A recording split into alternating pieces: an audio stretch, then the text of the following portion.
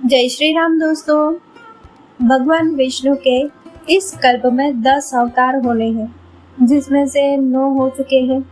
इन सभी 9 अवतारों में जो सबसे ज्यादा लोकप्रिय और पूजनीय अवतार है वह है त्रेता युग में जन्मे श्री राम व द्वापर युग में जन्मे श्री कृष्ण।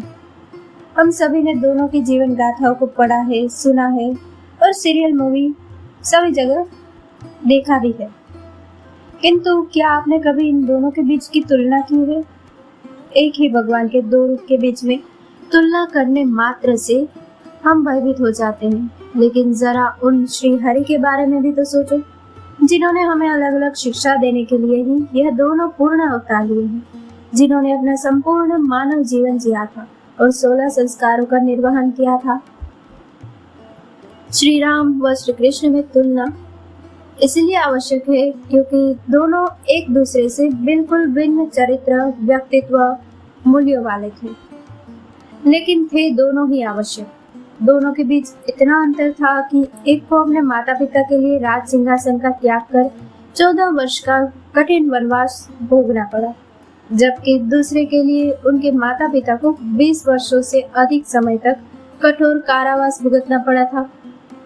दोनों इसलिए आवश्यक थे क्योंकि एक ने त्रेता युग में होते हुए भी दिखला दिया कि सतयुग की शुरुआत कितनी मनोहर रही होगी, जबकि दूसरे ने द्वापर युग में होते हुए भी दिखला दिया था कि कलयुग का अंत किन भीषण घटनाओं के कारण होगा। अब इसे समझ भी लेते हैं। सबसे पहले बात करते हैं मर्यादा पुरुषोत्तम श्री राम की।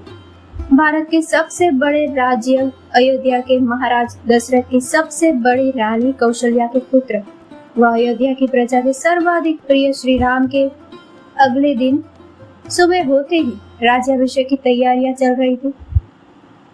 पूरी अयोध्या की प्रजा में इतना उल्लास था कि संपूर्ण नगरी रात भर सोई नहीं थी। सुबह होते ही श्री राम को कुछ अनहोनी होने का अंदेशा हुआ तो अपने पिता के कक्ष में गए।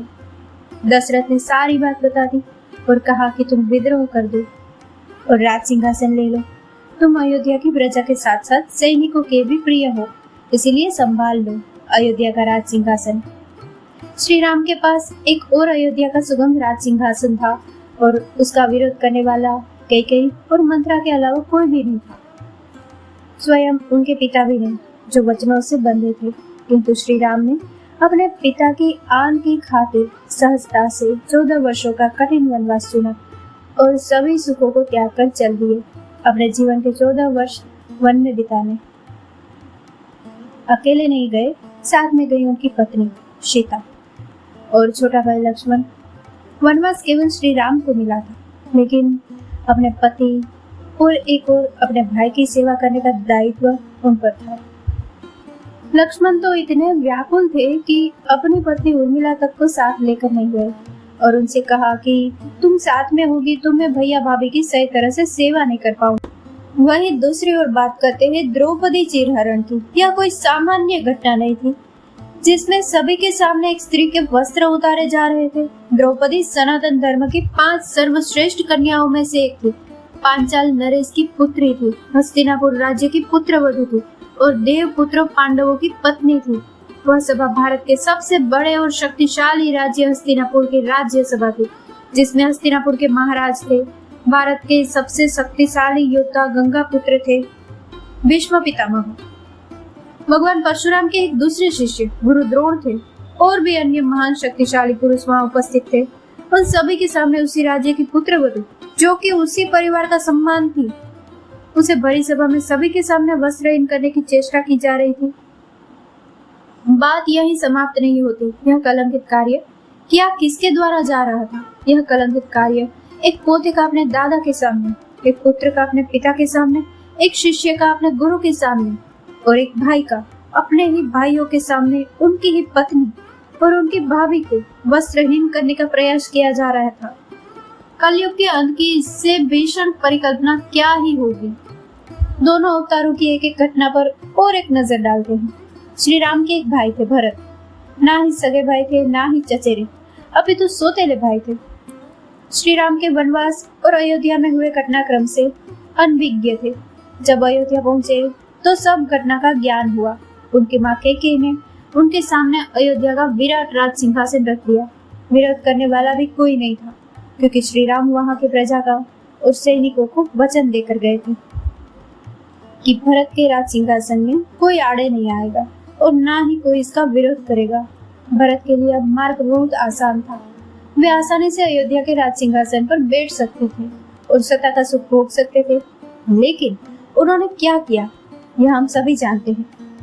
उन्होंने उसी समय अपनी माँ कैकेयी का हमेशा के लिए त्याग कर दिया, अयोध्या का राज सिंहासन ठुकरा दिया और पैदल ही अपने भाई श्री राम को वन में लेने दौड़ पड़े। जब वे नहीं लौटे तो उनकी खड़ाऊ यानी कि पादुका लाकर राज सिंहासन पर रख दी और अयोध्या के निकट एक वन में अपनी कुटिया बनाकर रहने लगे। उस कुटिया में भी अपने सोने के स्थान को एक गड्ढा खोदकर नीचे की ओर बनाया, ताकि उनका स्थान हमेशा अपने बड़े भाई श्री राम से नीचा रहे। वहीं दूसरी ओर श्री कृष्ण की मां देवकी के भाई कंस थे।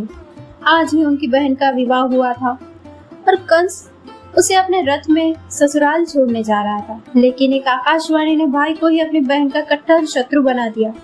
वह अपनी ही बहन के लिए इतना अत्याचारी बन गया कि उसे उसके पति के साथ कारावास में डलवा दिया।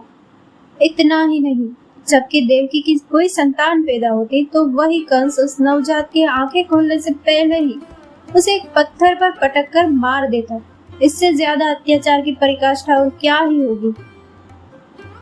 एक और कर्तव्यों के लिए सब कुछ त्यागने के बाद भी आज हम श्री राम का चरित्रण धनुष बाण के साथ करते हैं, क्योंकि उनका संदेश था कि अच्छाई को बनाए रखना है तो तुम्हें लड़ते रहना ही होगा। दूसरी ओर श्री कृष्ण का चरित्रण हम मुरली मनोहर बांसुरी के साथ करते हैं, क्योंकि उनका संदेश था कि बुराई को पराजित करना है तो प्रेम को अपनाना ही होगा। इसलिए हमने पहले ही कहा था कि दोनों है एक दूसरे से भिन्न, लेकिन है दोनों ही आवश्यक। दोस्तों, इस कथा को लाइक, शेयर और हमारे चैनल को सब्सक्राइब करना ना भूलें। जय श्री राम।